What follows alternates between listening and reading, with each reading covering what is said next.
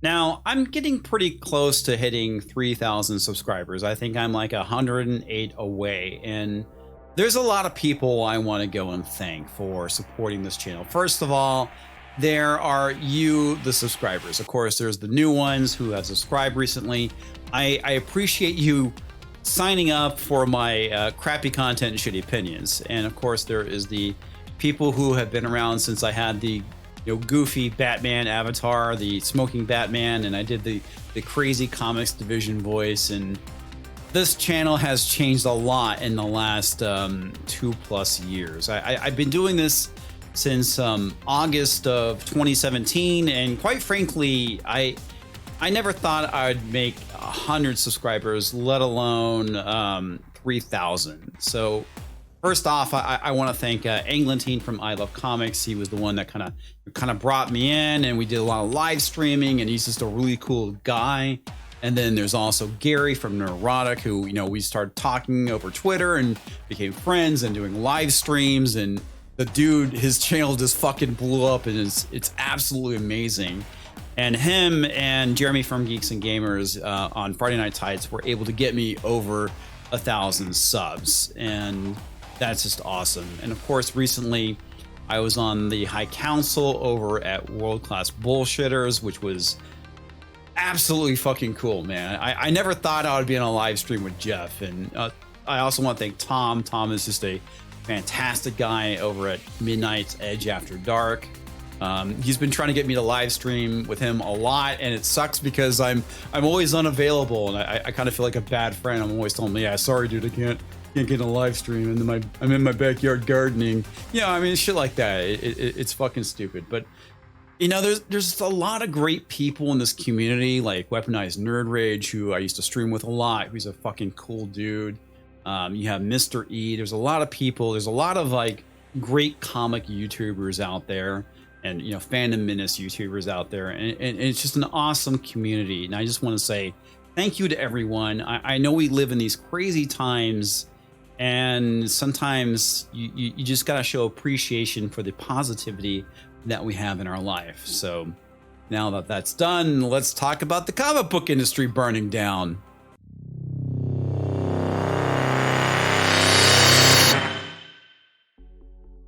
Welcome back, Pixel Nation. I am the fleshy meat sack of the Comics Division YouTube channel. And why do I call myself the fleshy meat sack? Well, because I used to use a cartoon avatar, and here I am in person. Yes, I've been doing this, I guess, for about a month at this point. So that's the reason why I say that. So, the comic book industry is something I've been talking about for several years. Gary and I used to do a live stream with Feisty Fan, and we would talk about the issues with retailing and the issues with Diamond and the big two, and just how fucked the industry is. And it doesn't help when we have pros out there that don't recognize that there's an issue. So this tweet here was made by Donnie Cates, and it was in response to Calum here, who says, "To be honest, Donnie, everything is not fine. Comic stores are dying like flies, and the remaining ones tend to mostly have customers in their 50s, with barely any young people. I'm 20, and all my friends who were once into comics just gave up. It's too expensive." And of course, Donnie replies with, "Everything's fine. Everything's fine. Seriously, relax, man. I work in the industry and have for a long time. We're doing fine, I promise. People have been saying comics were dying since there have been comics. It's all okay." Wow, so that tweet did not age very well now, did it? Yeah. Now, towards the end of 2018, Brian Hibbs wrote an article on The Beat talking about some of the issues being a retailer. And if you're not familiar, Brian Hibbs is the guy who bought Gary's comic shop, and he is very outspoken.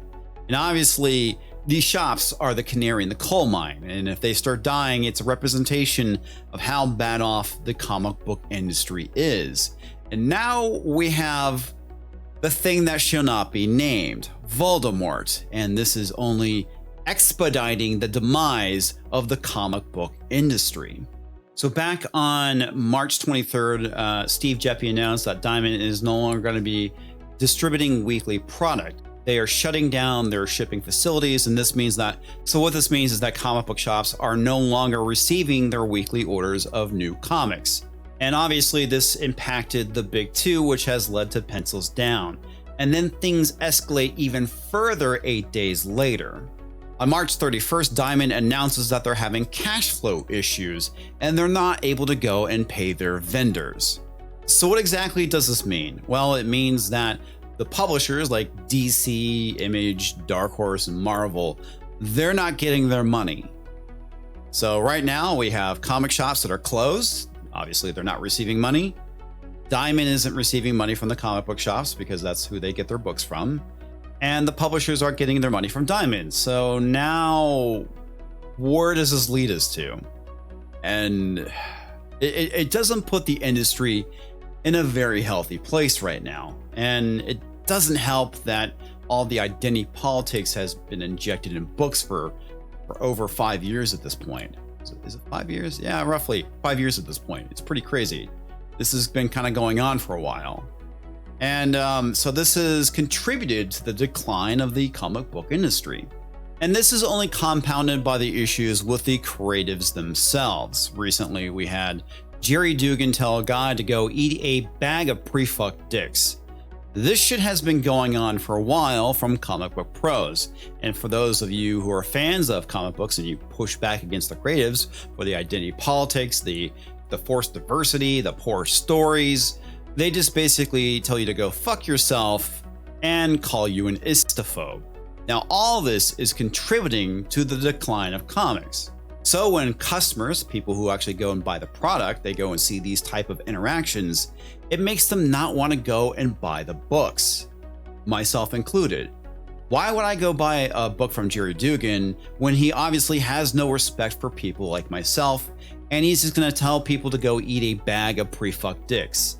The issue is that the comic book industry has been suffering a death by 1,000 paper cuts for over a decade at this point. Honestly, probably since the 90s when it had that big collapse, and things have been rocky. But the issue here is that they've been able to recover because people can still go out and buy the comics.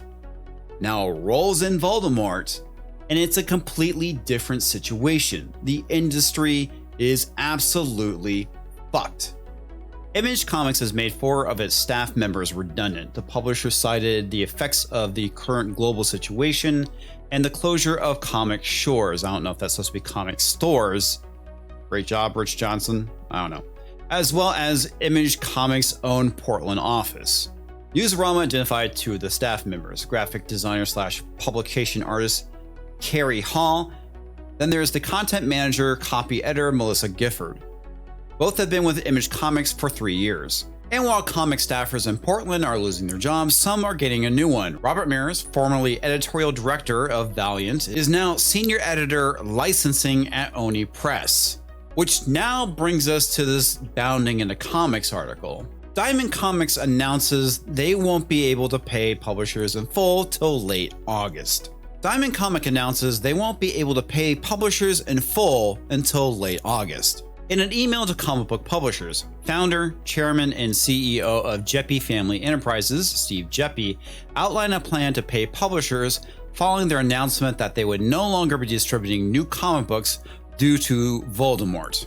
The email shared to social media by Alterna Comics founder Peter Samedi detailed that Diamond Comics will be paying publishers and other vendors 25% of what they are owed under their contracts beginning the week of April 6, 2020. They will then pay publishers and other vendors 25% of what they are owed each subsequent week for the next 6 weeks.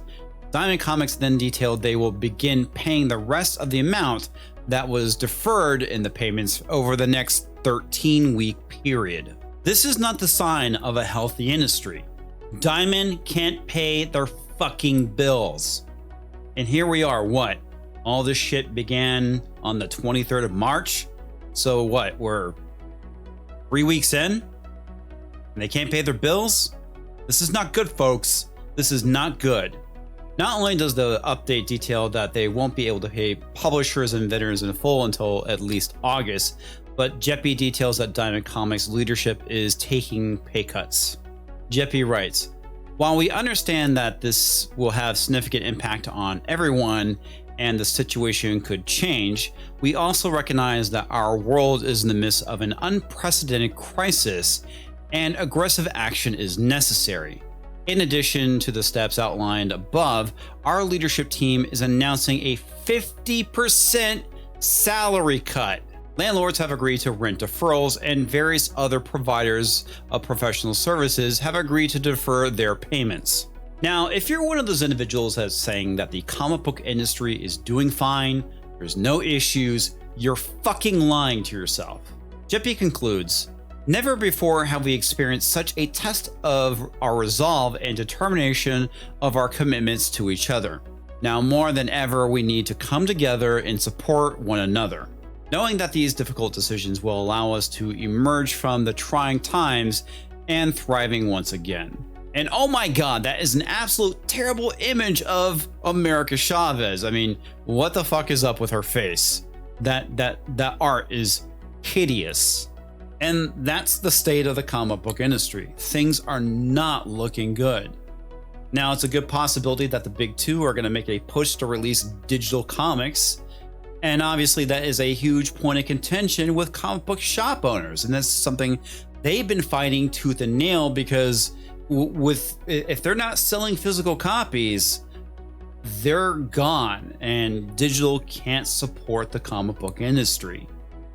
So who knows? And if they do release them digitally, odds are people aren't going to go to the shops and buy the physical copies. Who knows what's going on with Marvel right now? We're looking at a 30% cut with their lineup with pencils down right now. So who knows what we'll be getting? Is it going to be the good comics, or is it going to be this crap New Warriors and Children of the Atom? I mean, hell, right now I'm in the middle of reading, it was a Gotham High, which I've been calling Gotham Girl because that's basically what it is. It's completely terrible.